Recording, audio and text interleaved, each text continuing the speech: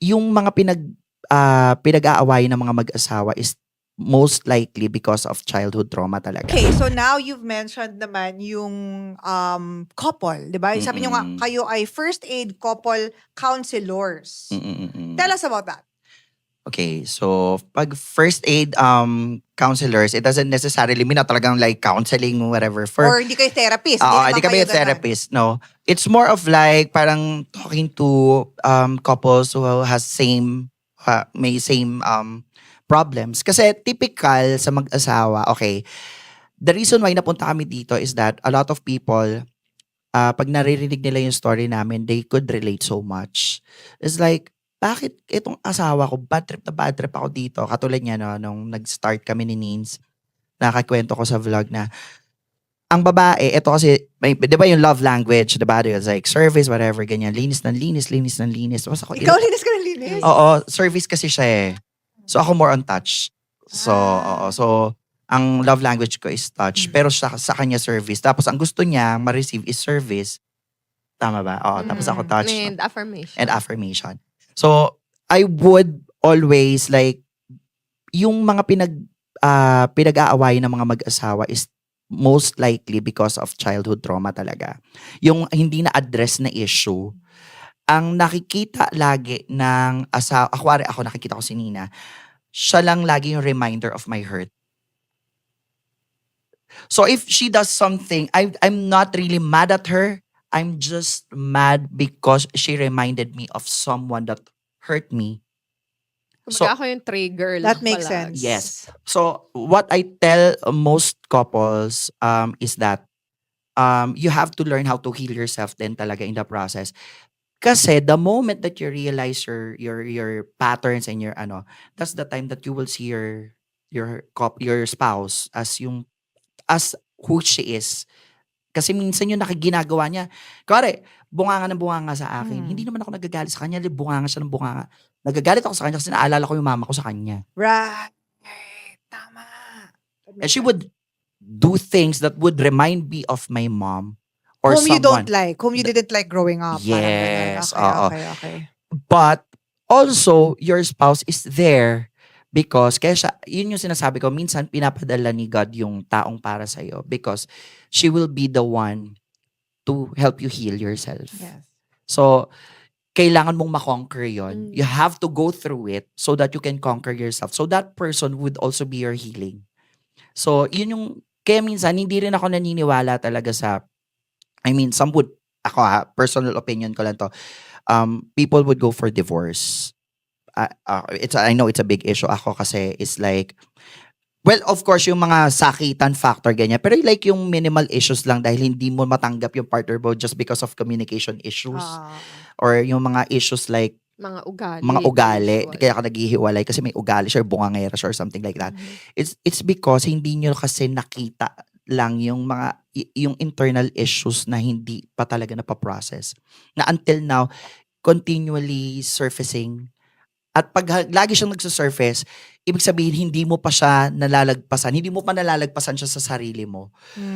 So, yun yung isa sa tinuturo rin namin sa mga couples that you have to find what, kuwari siya, trip ako dito, may ginagawa siya na parang nagkikringe ako or something. Hindi naman pala ako nagkikringe sa kanya. May mga nangyayari, ginagawa siya na ayoko lang dahil nagre-remind siya sa akin ng pain.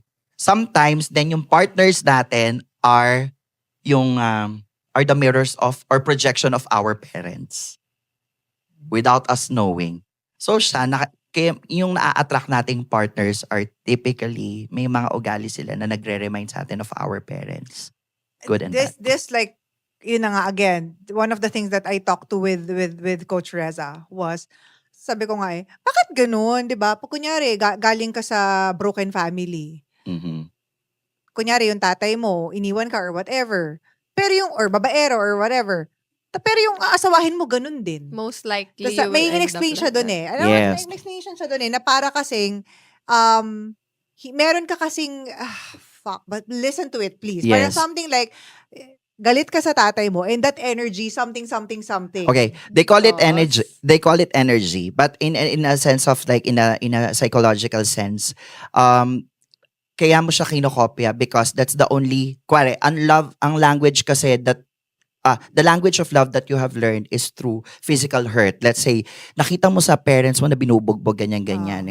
So, growing up, you would think na, ito pala yung love. So, ganito pala pag nagmahal, ganito pala. So, pag ginagawa sa iyo yon, kaya may bondage of yung hindi makawala. Yeah. May- Kasi Push and pull. may push and pull kasi ang nagre-remind sa iyo, sinasaktan ako kasi mahal ako nito.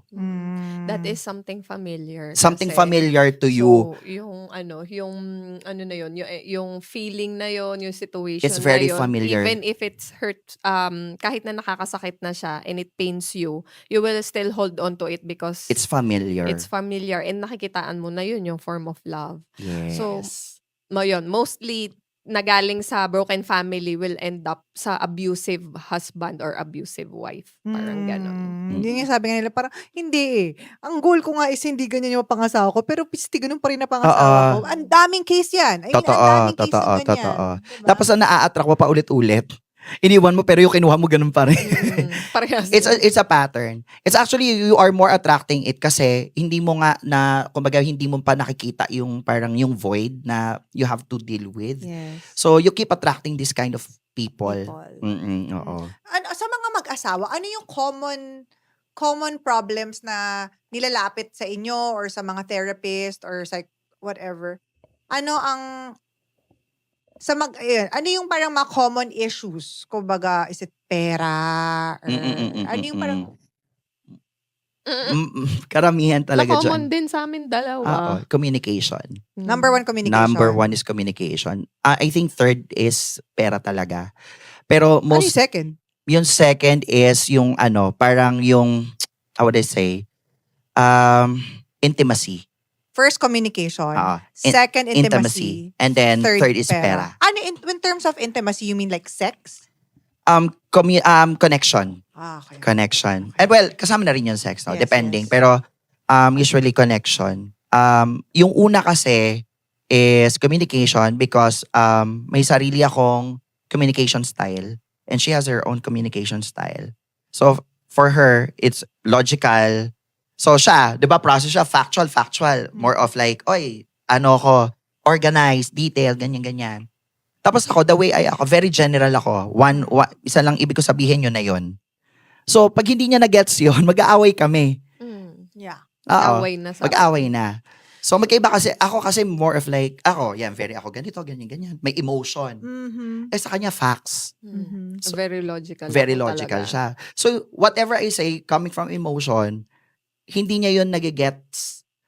Kasi sa kanya logical, sa kanya yung, kinitignan lang niya yung facts.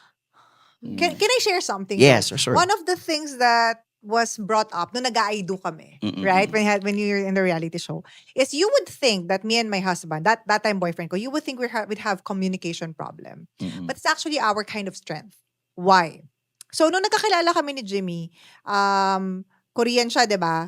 Kaka-study niya lang kaka-learn niya lang mag-English, hindi pa siya magaling mag-Tagalog. Siyempre ako naman, growing up, Pinoy, di ba? Typical. I can speak English, pero hindi naman yun yung first language mo eh. So, in order for us to understand each other, we have to speak in as simple terms as possible. Wala nang palabok. Yes. Nagagalit true. ako sa'yo dito kasi, for example, sabihin ko in English na, why did you do that? That's so selfish of you. Pag Pinoyan, grabe ka naman. Sana man lang hindi mo ginanito. Ikot-ikot ka pa eh. Diba? That's true. Pero para mas maintindihan kasi namin isa't isa, wala nang Yes, palabok. yes. And that I feel like that really helped us in terms of strengthening our relationship. Kasi, so, direct to the point. And that is something that not a lot of people are being taught. Kasi dito sa Pilipinas, yung kahiyaan factor. Ay, laki Yun. bagay. Parang, paano ko sasabihin? Yes, You don't want to hurt someone. But that is what I Yes. tell most couples then na nakakausap namin. You have to be direct. You have to say what you mean. And you have to say what's on your mind. Exactly as, hindi pwedeng huhulaan niya yung iniisip ko at huhulaan ko yung Yes. iniisip niya. So like, for example, if I don't feel like I don't feel good, galit ako, naiinis talaga ako. So I say it right there and then. And then, siya rin ganon. Tapos parang, nahihirapan lang yung iba kasi nga, dahil magdadabog. Galit ka ba? Hindi ako galit. Di ba? Pwede ka galit, pero yung tone ng voice mo, very, Di ba? ganon, diba? Parang, it doesn't, then, doon nagkikreate ng Tension. ng tension. Doon nag-i-start ang Dismissive dismissive husband, Dismissive husband. neglectful wife. Totoo, Wow. yes. Tapos, Kasi we were like that before. yeah. Dismissive husband, neglectful wife. Yes. Yes. Kasi there was a time nagva-vlog kami pa eh. Nagva-vlog kami, galit ako. Kasi pag nagva-vlog, ang sweet-sweet niya. Pag patay na, ay, parang hindi niya ako kilala. Tapos maaalala lang niya ako pag bayarin na ng ganito, may kailangan sa akin, ganon. So, doon kami nagkaroon ng tension. Nagkaroon kami ng resentment without even us knowing it na may tension na pala. Pangalawa is intimacy. Kasi she would, hindi lang naman sa sex, no? But more of like talking to what. Yan talaga usually. Maraming makaka-relate Oo. dyan. Like she would want to really, like talk. Yung talk na hindi lang basta narinig, but yung talagang really understand what you're trying to say, to get across. Yung feelings. Kaya importante rin yung date night, yung kayo lang dalawa, without people around you, or even in bed, pag nag-uusap kayo. Yun talagang, kami may time kami, minsan 3 oras kami, yung heart to heart, ganon. Tapos, So that's what you mean by intimacy. yun, oo. Na medyo nakatay din sa communication. If you Yes. think about it. Also, Intimacy talaga most ng ako kasi kasali din ako sa mga sa mga mommy groups Oh. sa Facebook. Usually nababasa ko diyan post is mga complain nila sa mga asawa nila. Nangingi kasi sila ng ng simpatya at saka ng opinion sa mga ibang nanay. Kinukwento ko nga kay Jet usually topic diyan is yung dismissive husband. And pagdating nga sa bed kasi, sa sex, pagdating, yan na lang. Kasi common naman yan sa mag-asawa eh. Ang tingin ng babae sa sex is another trabaho. sa another gabi. task, another chore. Oh. Because, buong araw, They would do a lot of things. for most, siguro, they would do all the chores in the house, plus, mentally attending doon sa mga pangangailangan ng family and emotionally being present as well. So, pagdating sa Gabi. gabi, may trabaho pa pala sila sa asawa nila. Nagiging trabaho na sila and obligasyon in a sense. Right. Which, dumating din ako sa point na yon in Tapos our ang dating sa relationship. akin was that hindi parang, okay, sige, we'll do it. Tapos after what? May one time, kwento ko na. Total, dito na tayo. Dito no? naman na tayo. Yan dito na tayo. talagang makaka-relate There was sila. this, I don't know if they'll really, may one time after ng, ng act, ganyan. Pagdating sa CR, syempre, ako emotion ako, di ba? So, heighten pa, nandun pa ako sa Cloud9. Cloud9, no? Sabay kami naligo. Ah. Tapos sabi niya, may babayaran tayong ganito, ganyan. Babe, ano yung ginawa na, saan na tayo ganito? Di ba may pupuntahan tayo? It's like, teka lang ha, di ba kakatapos lang, yun, I was looking for that connection. And alam mo yung parang pagkatapos act, okay, next act, act 2 na tayo. Parang sinto na. Scene 2 na tayo. Ganon. Ganun ako. Ganon siya. Mm. Ako naman, I was craving for connection. Kasi nga validation yung kulang sa akin di ba? So I was always craving for that. I want more. Siya naman, dahil okay, tapos na, okay na, punta na tayo doon sa next, bayarin, okay na. Doon ako bad trip talaga. Isingit ko lang it's because connected yun sa childhood trauma ko and sa baggage ko. So, kumbaga, pag natapos ko na yung task ko na yun where na dapat nandun ako at na-produce ko na yun, move on na ako sa next without any emotional connection. Without any, kumbaga, may tawag dyan sa prod ano yung parang nagpa-postmortem. Yung waling dyan, debriefing. Pwede ba mag-debriefing muna tayo? Saglit lang Parang break muna tayo. Debrief muna tayo, Mi. Pero wait, hindi na-mention yung cheating. Ang cheating kasi, well, part talaga siya no, sa cheating. Pero kasi majority of the cheating would always come from those 3. Oh, so yun yung core, ano tawag dyan? Core issues. Core issues. Communication, intimacy, pera. Mhm. Dahil hindi na-address, nagkakaroon ng cheating. Yes.